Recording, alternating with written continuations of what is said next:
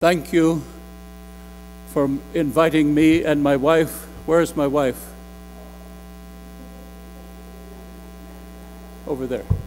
Me and my wife to worship God with you here at Redeemer today. I thank you for your gracious hospitality,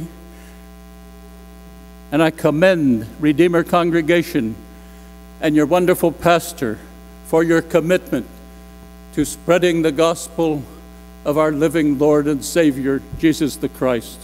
I heard a story about an elderly couple.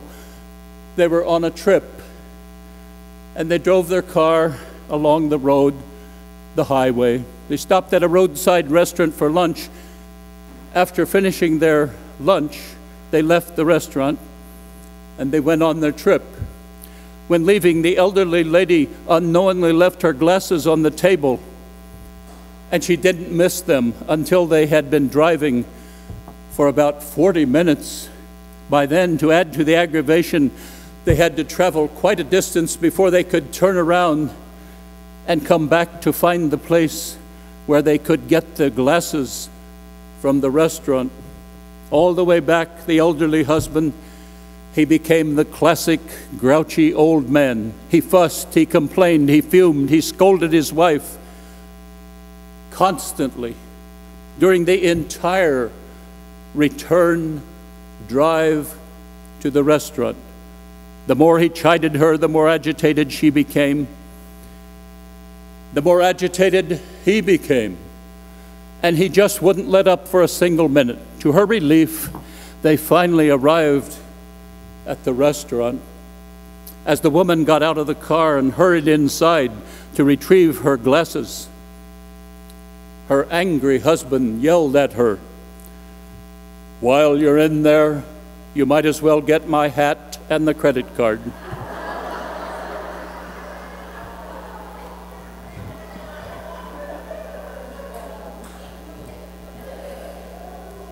We human beings, we are far from perfect, as today Bible readings tell us. We are confronted with Isaiah chapter 53. All we like sheep have gone astray. Each has turned to his own way.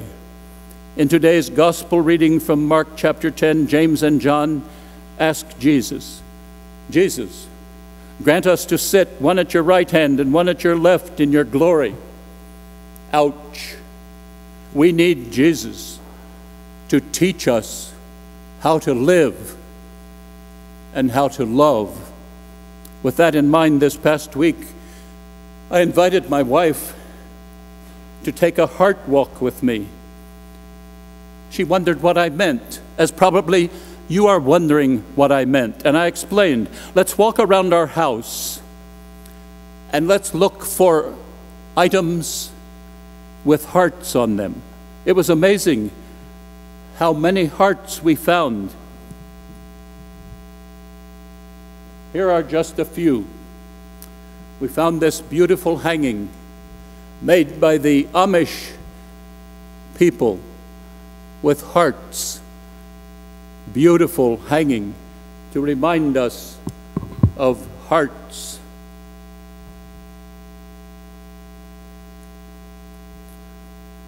We found a book, Celebrate Through Heart Songs, that my wife gave me several years ago on Valentine's Day. We found a Valentine card, a homemade Valentine card made by our grandchildren. Happy Valentine's Day, Grandma and Grandpa. We love you. Roses are red, violets are blue. A squirrel will give you a kiss upon your shoe. Roses are red, violets are blue. There is a Bozzie in a pink tutu. Roses are red, violets are blue. You both are so special, and we all love you. Roses are red, violets are blue. Monkeys live in the zoo. Roses are red, violets are blue. We love you, and we know you love us too. Roses are red, violets are blue. Thank you for calling us on the telephone, even when you have something to do. And then there is this heart-shaped glass jar filled with dried flowers from my father's funeral. Our youngest son, David, dried the flowers and gave it to me on Father's Day following my father's death in 1994.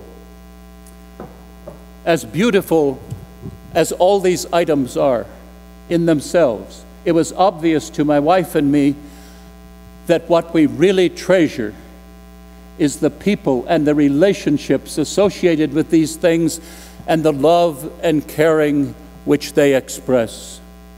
We saw and experienced the love of Christ through Christian family and Christian friends. We felt like we had been touched by the heart of Christ.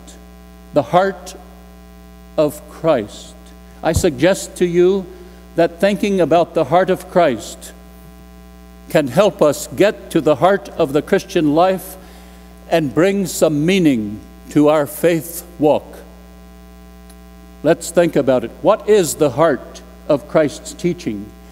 What is the heart of Christ's spirit? What is the heart of his thinking, the heart of his life? I think that several sayings and words of Jesus and about Jesus will launch us in the right direction. Each of these contain the Greek word kardia, which means heart. Matthew 5, blessed are the pure in heart, for they shall see God. We are here because we recognize that wrong things often do come out of our hearts, and they hurt other people, and they hurt us. We confess our sins, we receive God's wonderful forgiveness, and we go forth forgiven and cleansed and more pure in heart. None of those things come from the heart of, we recognize that these awful things oftentimes come from our hearts and have to be forgiven. But none of those things come from the heart of Christ. Instead, from the heart of Jesus comes love, joy, peace, patience, kindness, gentleness, self-control, compassion, good deeds, and miracles. Christ's purity of heart involved his whole being, his thoughts, his will, his actions. And he tells us, his followers, to strive for purity of heart. Luke chapter 10, you shall love the Lord your God with all your heart, and with all your soul, and with all your strength, and with all your mind, and your neighbor as yourself. A pastor was very impressed by an older couple in his church who still seemed to be very enamored with each other. Every time he saw them, they were holding hands. One day he said to them, you two are an inspiration, acting like teenagers in love, holding hands all the time. The wife, with an exasperated look, replied, that's not love, Pastor. That's the only way I can keep him from cracking his knuckles. Well, it wasn't what the pastor expected, but maybe it was love. After all, a wife trying to gently help her husband break an annoying habit. Jesus tells us to love God with all our being and our neighbors as ourselves. And that means serving a hurting humanity all around us in the name of Christ. Thank you, Redeemer Congregation, for your generous offerings for missions, your ministries of hospitality, your prayers for those who are suffering, your giving to the Synod and ELCA appeals, your crop walk participation and support, and for the countless other ways you minister to a hurting world with a heart like Jesus. I found this envelope in your church. It says, Redeemer gives from the heart. Please say, thanks be to God. Special needs envelope, work camp, community gathering, local food bank, van appreciation. Say, thanks be to God. Thanks be to God.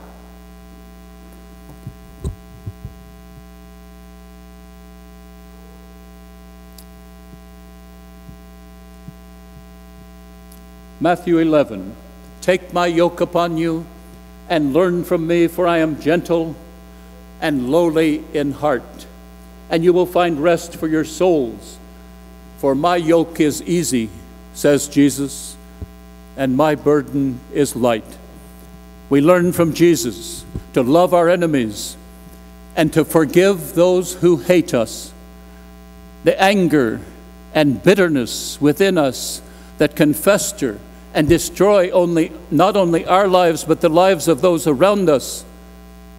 When we love our enemies and pray for those who persecute us, we receive a special blessing directly from the heart of Christ that eases our troubles and lightens our load.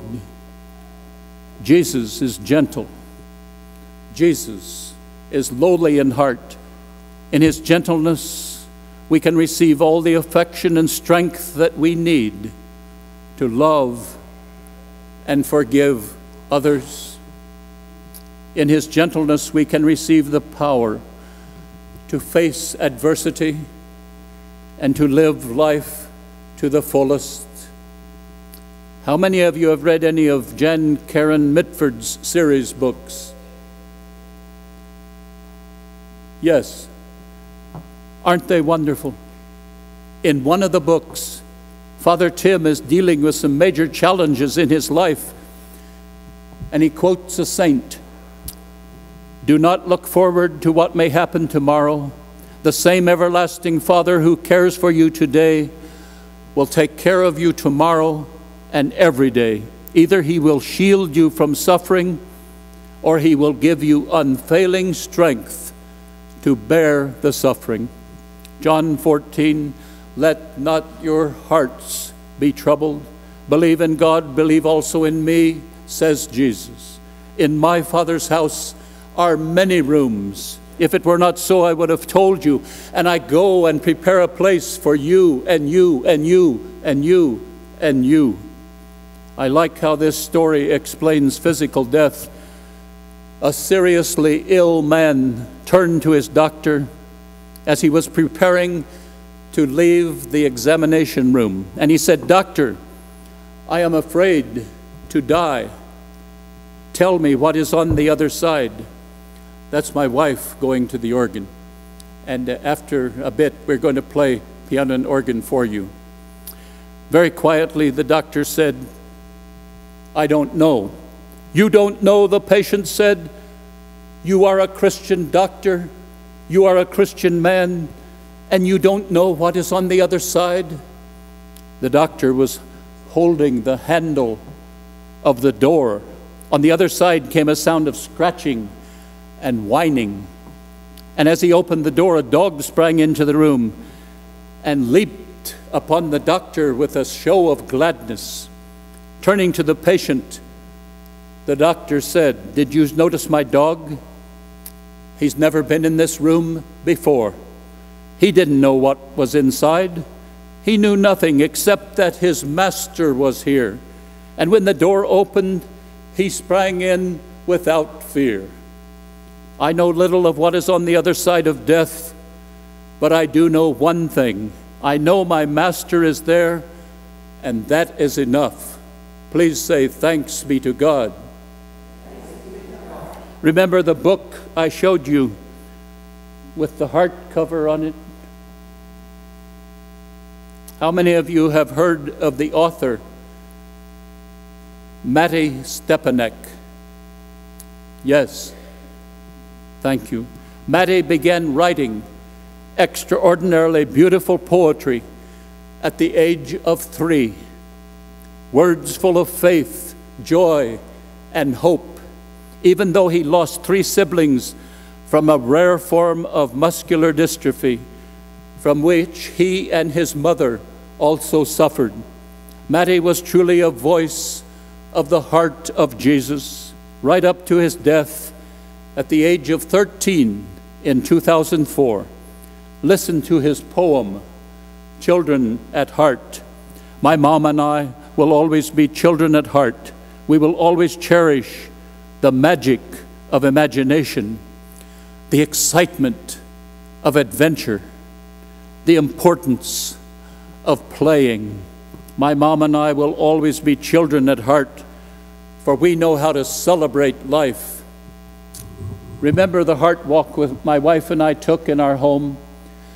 Sometime soon, will you please take a heart walk around your house and celebrate life? Look for items with hearts, and then think how those items remind you of the heart of Jesus and of Jesus' love being lived out in the hearts and lives of other people who know and love him. People like family, friends, and Matty Stepanek, and be thankful.